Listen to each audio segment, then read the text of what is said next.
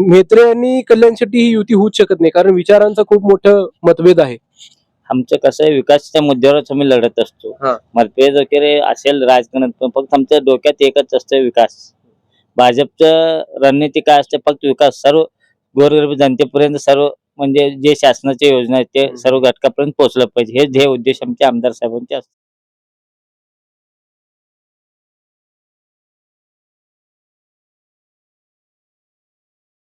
नमस्ते, सत श्री अकाल आणि अस्सलाम वालेकुम. मी तुमचा मित्र बादशाह रियाज पाटील तुम्हा सर्वांचा स्वागत करतो आणखी एका जबरदस्त अशा इंटरव्ह्यू मध्ये.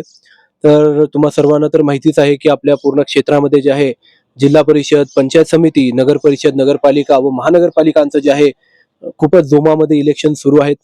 नगर परिषद, नगरपंचायत व महानगरपालिकांचे इलेक्शन जे आता संपुष्टात म्हणजे संपन्न होण्याच्या मार्गावर लागलेले आहेत. आणि त्यानंतर जे आहे खूपच सुंदररित्या जानेवारी महिन्यापर्यंत जे आहे आपले जिल्हा परिषद व पंचायत समितीचे इलेक्शन जे होणार आहेत. तर याच विविध इलेक्शनच्या घडामोडी जाणण्यासाठी विविध गावांमध्ये आपण जात आहोत. त्या गावांमध्ये जे आपण सर्वे कंडक्ट करत आहोत, त्या गावातील कार्यकर्त्यांशी, गावातील लोकांशी आपण संवाद साधत आहोत आणि लोकांची मत जे आहेत ते जाणण्याचा प्रयत्न करत आहोत. तर असंच मत जाणण्यासाठी आज आपण जे आहे धोत्री गावामध्ये आलेलो आहोत. ज्या ठिकाणी जे आहे धोत्री गावातील विविध कार्यकर्त्यांशी जे ग्राउंड लेवलवर काम करतात त्यांच्याशी आपण चर्चा करणार आहोत. तर सर्वप्रथम आपण साहेबांपाशी आलेलो आहोत, त्यांनी स्वतःचं इंट्रोडक्शन करून द्यावं. नमस्कार साहेब. नमस्कार, माझं नाव नागनाथ महादेव रामपुरे आहे. मी धोत्री येथील रहिवासी आहे. प्रथमतः तुमच्या पत्रकार मित्रांना धोत्रीचे नागनाथ महाराज पावननगरीत तुम्हाला हार्दिक स्वागत. धोत्रीकरांच्या वतीने मी स्वागत करतो तुमच्या धोत्री गावात. धन्यवाद साहेब. तर किती वर्ष झालं तुम्ही बीजेपीचे कार्यकर्ते आहात? मी 12 वर्ष झालं. 12 वर्ष झालं मी भाजपचं कार्य करतो. तर तुम्हाला माहितीच आहे पंचायत समिती आणि जिल्हा परिषदचे इलेक्शन आपले होणार आहेत. आता जे आहे नगर परिषद, नगरपंचायतचे जे इलेक्शन संपन्न झाले. तर तिथूनच सुरुवात करूया आपण. अक्कलकोटमध्ये दुधनी आणि महिंदर्गी असे 3 वेगवेगळे नगर परिषद आहेत आपले. तर त्या तिन्ही मध्ये जे आहे तुमचा मित्रपक्ष शिवसेना शिंदेगड पण लढत आहे आणि बीजेपी पण लढत आहे. तर तुम्हाला काय वाटते, हे दोन्ही पक्षांपैकी कोणत्या पक्षाचं वर्चस्व वाढेल? भाजपचं वाढीला भाजपच येते तिन्ही ठिकाणी. कारण काय की बाबा मित्रपक्ष असल्यावर सुद्धा तुमची युती का झाली नाही या ठिकाणी? कसं आमचं पक्ष सक्षम आहे. अक्कलकोट तालुक्यात तुमचं पक्ष सक्षम आहे. भाजपचा बाले किल्ल्याला असलेला आपले तालुका आहे. अजून आमचे आमदार जे आहे सचिनदा कल्याण शेट्टी दादासाहेब, ते पाणीदार आमदार आहेत. सर्व गावात, सर्व नगरपालिका, सर्व गावात निधी भरघोस दिलेले आहेत त्यांनी. त्यासाठी आम्हाला कशाची युती करायची गरज भासलेली नाही. त्यासाठी आम्हाला खात्री आहे, म्हणून आम्ही त्या हिशोबाने आम्ही स्वतंत्र म्हणून जिल्ह्यात पहिला आम्ही आमचे दादा आमदार साहेबांनी घोषणा केलेल्या आहेत स्वतंत्र लढायचं म्हणून. परंतु तरी लोक म्हणाले की म्हेत्रे आणि कल्याण शेट्टी ही युती होऊच शकत नाही, कारण विचारांचा खूप मोठं मतभेद आहे. आमचं कसं आहे, विकासाच्या मुद्द्यावरच आम्ही लढत असतो. मतभेद वगैरे असेल राजकारणात, पण फक्त आमच्या डोक्यात एकच असतं, विकास. भाजपचं रणनीती काय असते, फक्त विकास. सर्व गोरगरीब जनतेपर्यंत, सर्व म्हणजे जे शासनाच्या योजना आहेत ते सर्व घटकापर्यंत पोहोचलं पाहिजे, हे ध्येय उद्देश आमच्या आमदार साहेबांचे असतात. तर आपल्या धोत्री गावामध्ये जे आहे टोटल मतदान किती आहे सध्याला? सध्या आता 3800 मतदान आहेत आपल्या गावात. 3800. आणि गेल्या दोन्ही इलेक्शन मध्ये जे आहे बीजेपीला लीड भेटले. हा, लीड भेटले. कितीची? 750 लीड भेटले भाजप विधानसभेला. लोकसभेला 400-450 लोकसभेला भेटले. तर पहिला जे आहे धोत्रीला काँग्रेसचा बालेकिल्ला मानलं जायचं म्हेत्रे साहेबांच्या काळामध्ये. आपल्या त्यांच्या अगोदर पण जे नेते होते काँग्रेसचे मोठे मोठे, त्यांच्या काळामध्ये जे आहे धोत्री असू दे, वळसंग असू दे, पूर्ण गट, वळसंग गट, कुंभारी गट, बोरामणी गट, या गटांना जे एक काँग्रेसचं एक हे मानलं जायचं, खंबीर एरिया मानली जायची. तर ते संपुष्टात येण्यामागचं कारण काय म्हणतो तुम्ही? विकास भाजपची जेव्हा 2014ला देवेंद्र फडणवीस मुख्यमंत्री झाले, तेव्हा आपल्या भागात म्हणजे कॅनलचं काम असो, सर्व कुठलं बी काम असू द्या, ते सुप्रीमला मंजूर करून वगैरे आणायचं काम सचिनदा कल्याण शेट्टी दादा आमदार साहेबांनी केलेलं आहे. अजून या भागात, अजून सर्वीकडे जिल्ह्यातच ज्या लोकसभेला बनसोडे साहेब एकदा निवडून आले, तेव्हापासून सर्वीकडे सभा मंडप म्हणजे सर्व रस्ते वगैरे दिसून येऊ लागले. काँग्रेसच्या काळात दिसत नव्हते रस्ते. फक्त दिसणार 1-6 महिन्यात ते अजून खराब होणार, म्हणजे विकास दिसू लागले. त्यासाठी भाजपमुळे सर्वीकडे भाजपचा अजून विकास जे आहे गोरगरीब जनतेसाठी, पंतप्रधान आवास योजना म्हणा, आपल्या भारताचे पंतप्रधान नरेंद्र मोदी साहेब गोरगरीब जनतेसाठी PM किसान योजना वगैरे राबवले त्यासाठी म्हणजे आपलं आरोग्यासाठी सर्वात महत्वाचं आरोग्य असतं. आरोग्यासाठी पंतप्रधान साहेबांनी हेल्थ कार्ड वगैरे सर्व सर्व शेतकऱ्यांसाठी पूर्ण सर्व लोकांसाठी त्यांनी सोय वगैरे केलेल्या आहेत. त्यामुळे लोकांची एक आशा वाढली, भाजप पक्षाकडे कल वाढला, आशा वाढला. त्यासाठी सर्वांचं म्हणजे विकास होऊ लागले. नितीन गडकरी साहेब जेव्हा त्यांनी राष्ट्रीय वाहतूक मंत्री होते 2014ला भाजप सत्ता आलं, तेव्हापासून जिल्ह्यात सर्व 4 पदरी रोडचं कामाला करण्यास गती आली रोडला. तेव्हापासून विकासमय दिसू लागला सर्व. साधारण उदाहरण बघायचं झालं तर आपण इथून वळसंगला जायला 45 मिनिट लागत होते. आता आमचे आमदार साहेब आल्यावर सर्व रोडचे वगैरे कामं झालेले आहेत. आता 15 मिनिटात आपण वळसंग पोहोचू शकतो. म्हणजे कुठे जायला यायला आपल्याला विकास सध्या म्हणजे भरपूर झालेला आहे.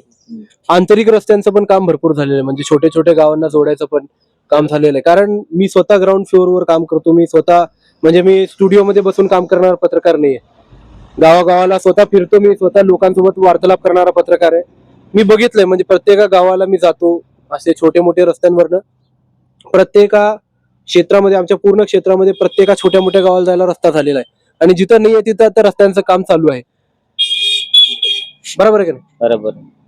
तर पंचायत समिती आणि जिल्हा परिषदसाठी आपलं जे आहे कुंभारी गटामध्ये मोडत आहे, तर तुमच्या मते तिकीट कोणाला भेटायला पाहिजे? म्हणजे नवीन चेहऱ्याला भेटायला पाहिजे का जुन्या चेहऱ्याला भेटायला पाहिजे? कसं असतंय ते वरिष्ठांचा विषय असते साहेब.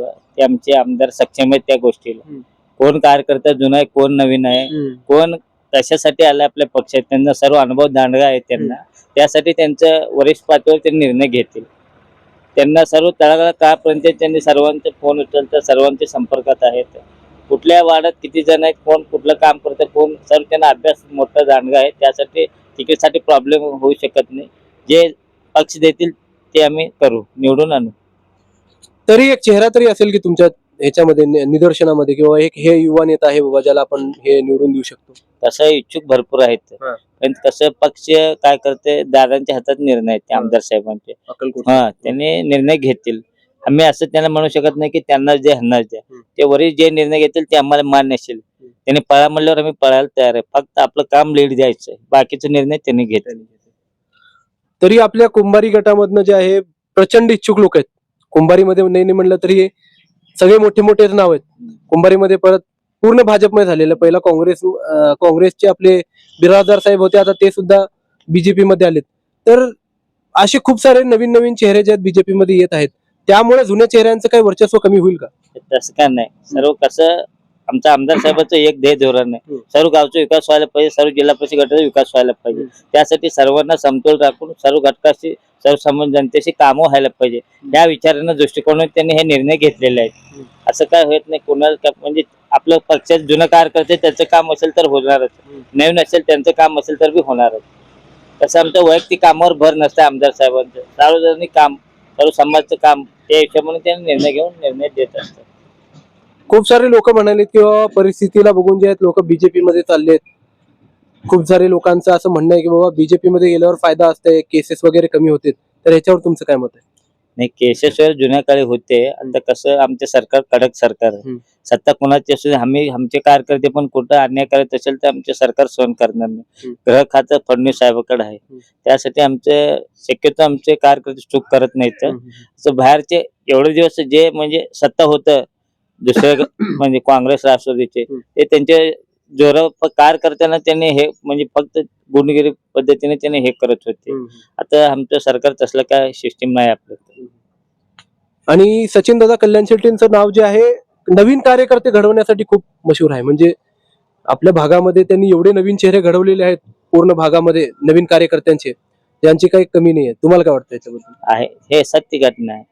सर्व सर्व गावात सर्वीकडे वाड्या वस्ती सर्वीकडे त्यांचे कार्यकर्ते युवा वर्ग जे फळी आहे त्यांचं ह्या भागात मजबूत आहे. प्रत्येक गावात युवा वर्गाचं फळी त्यांनी मजबूत आहे. विश्वासानं त्यांचे दादा सर्वांना विश्वास ठेवून त्यांनी निर्णय घेत असतात. असं सचिन दादांमध्ये असं काय आहे की ज्यामुळे युवा त्यांच्याकडे जास्त आकर्षित व्हायलेत आजकाल? हे काम त्यांनी खाली पडू नयेत. आपण फोन केलं उचल देत, सांगितलेले शब्द खाली पडू देत नाहीत. कामाचं त्यांचं जे प्रकार स्पीड आहे, स्पीड म्हणजे काय पण असतं लगेच अडचण आहे चला कुठल्या विभागाला काय ते जेव्हा फोन कर नाही तर मी फोन करतो. हम्म. असं कामाचं त्यांनी असं दुसऱ्या वेळा जाण्याचं त्यांनी वेळ आणून देत नाही. एका झटक्यात निर्णय घेते. तर आता जिल्हा परिषद आणि पंचायत समितीच आपण बोलतोय. जिल्हा परिषद आणि पंचायत समिती इलेक्शन जे आहे खूप दिवसापासून रखडले होते. तर तुमच्या हिशोबाने त्याचा निकाल वगैरे म्हणजे काय आरक्षण भेटेल का कसं भेटेल काय तुम्हाला काय वाटते कशामुळे थांबले हे सगळं? कोर्टाचा निर्णय आहे. निवडणूक आयोग कोर्ट त्यांच्या निर्णयानुसार जे होईल ते होईल. आमच्या पक्षाच्या ह्याच्यात काय हे होऊ शकत नाही.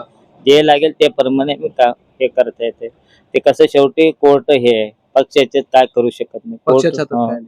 कोर्ट जे सांगेल ते प्रमाणे आपल्याला पक्षानं काम करावं लागेल. आदेश आता मी नाही म्हणलं तरी 8-10 गावांमध्ये सर्वे करतोय रोज. तर सगळ्या गावांमध्ये जे फक्त एकच नाव ऐकायला भेटत आहे महेशदादा बिराजदार. त्यांच्याबद्दल तुमचं काय मत आहे? महेश बिराजदार दरंगळीच्या इथं त्यांच्या पण या भागात सर्वीकडे जनसंपर्क वाढलेला आहे. मग दादाचे संपर्क आमच्या भाजपच्या चिवा मोर्चात परवा त्यांना पद दिलेलं आहे. त्यांना जिल्ह्याचा जबाबदारी दिल्यासारखं झालेलं आहे. त्यासाठी त्यांना पळापळ भरपूर आहेत. काम त्यांचं सध्या चांगलं सर्वीकडे चालू आहे पळापळीचं. ते काय वरिष्ठ निर्णय घेतील. चांगलं कार्य करतील.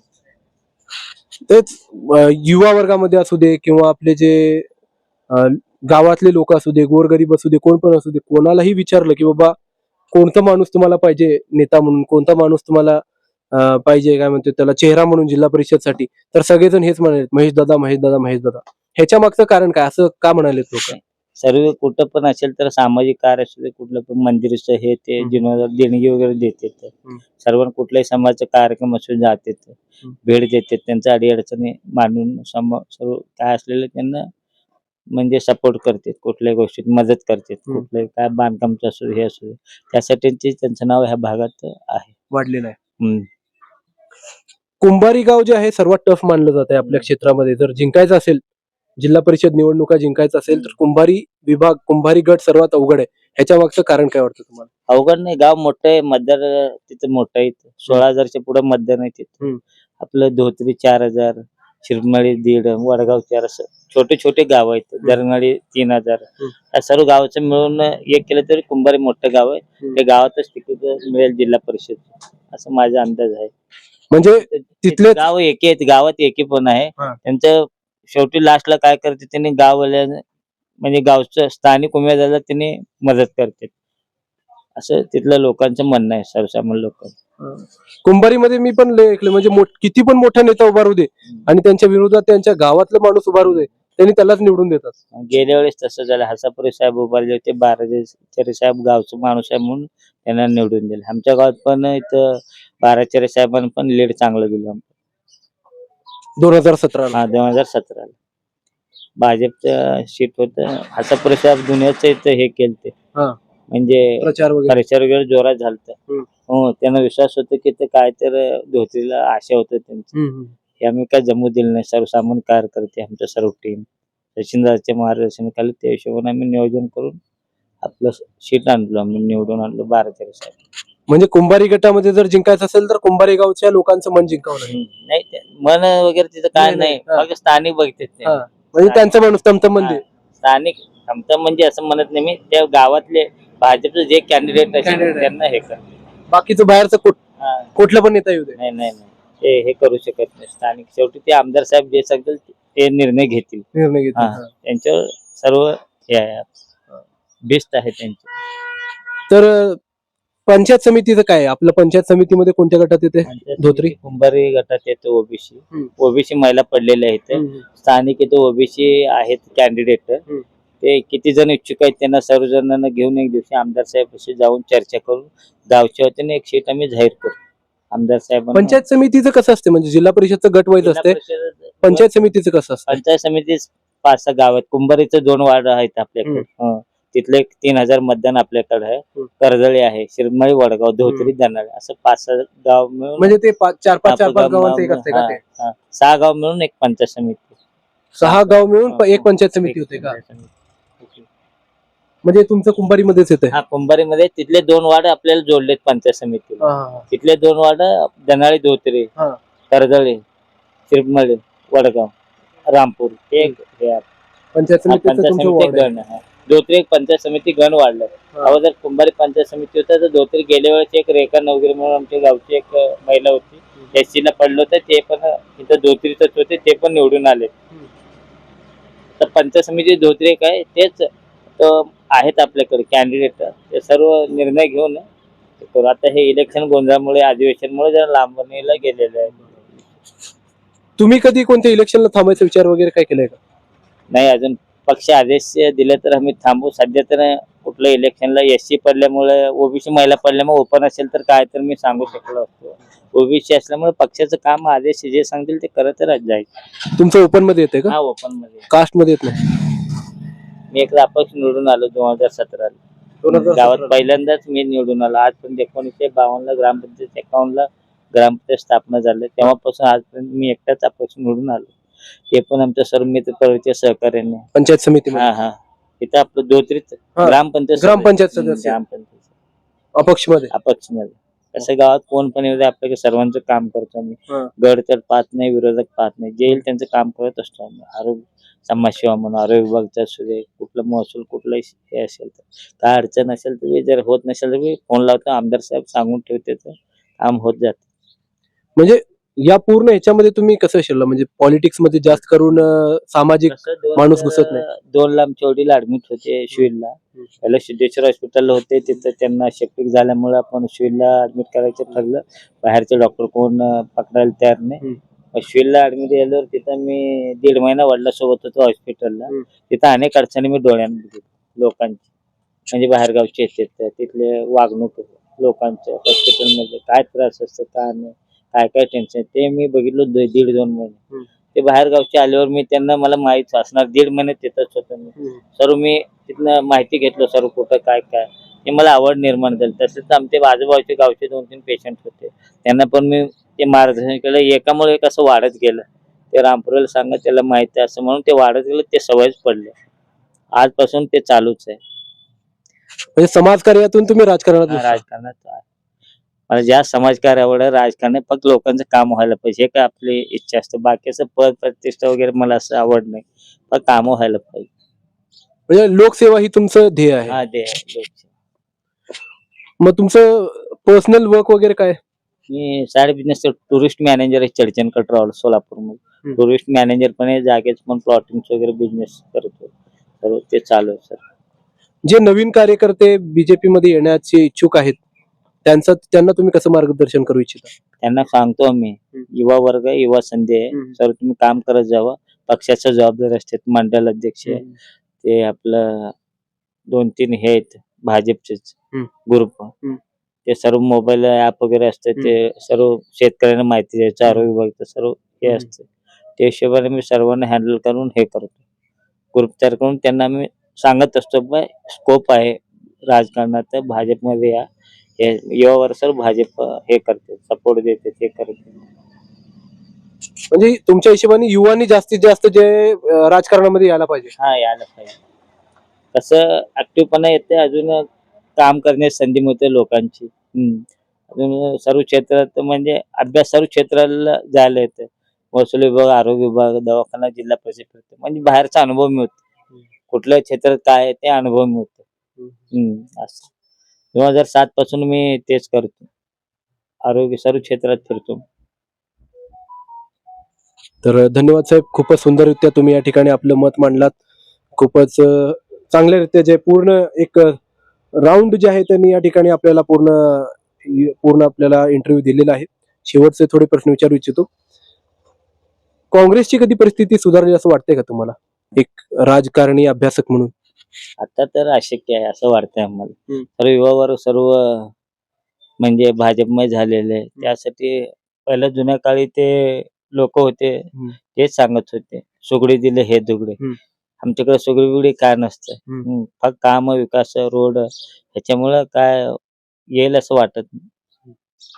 म्हणजे जोपर्यंत हा युवा वर्ग जाऊन नवीन युवा वर्ग येणार नाही तोपर्यंत जे काय सांगता येणार नाही आपल्याला? नाही नाही येतच नाही असं हे विसरून चाललेलं बरं असं मला वाटतं माझ्या अंदाजाने.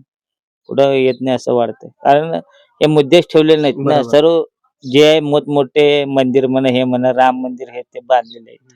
अजून हिंदू राष्ट्र आता व्हायच्या मार्गावर झाल्यासारखंच आहे. अजून बाकीच काय राहिलंच नाही ना, त्यासाठी ते विषयच येत नाही. अजून येईल असं. जुन्या काळी होता तर नवीन पोरं ऐकत नाहीत ते. सर्व युवा वर्ग असते हम्म. असं सर. त्यासाठी काय फरक पडत नाही असं वाटतं. म्हणजे परिवर्तन होणं खूप अशक्य आहे आता सध्याला. खूप वेळ लागेल. झालं तरी खूप वेळ लागेल त्याला. वेळ नाही होऊच शकत नाही असं आम्हाला वाटतं. होऊ शकत. तर धन्यवाद साहेब. खूपच सुंदररीत्या आपल्या या ठिकाणी इंटरव्ह्यू संपन्न झालेला आहे. खूपच जबरदस्त असा या ठिकाणी त्यांनी पूर्ण मार्गदर्शन आपल्याला केलेलं आहे. धन्यवाद साहेब. खूप खूप धन्यवाद. परत आपण भेटूया. याच्यापेक्षाही चांगलं इंटरव्ह्यू वगैरे करूया. आपल्या गावचे जेव्हा निवडणुका वगैरे असतील किंवा आपलं जेव्हा जिल्हा परिषद आणि पंचायत समितीची निवडणूक इथं लागेल, तेव्हा सुद्धा आपण येऊ गावामध्ये आणि तेव्हा सुद्धा आपण वार्तालाप करूया. तर खूप खूप कधी पण धन्यवाद. या तुमचं धोत्री गावात स्वागत आहे. धन्यवाद सर. अच्छा. सहकार्यासाठी धन्यवाद.